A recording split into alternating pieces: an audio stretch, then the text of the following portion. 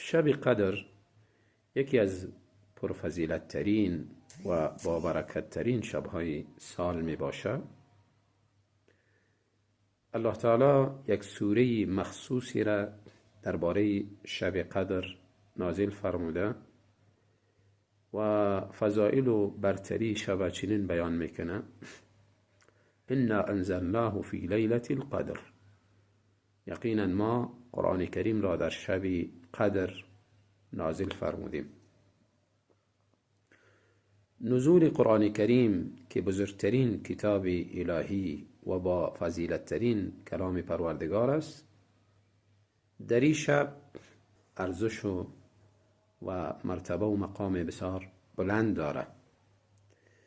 و همچنان در ادامه آیات الله می فرماید: لیلة القدر خیر من 1000 شهر، شب قدر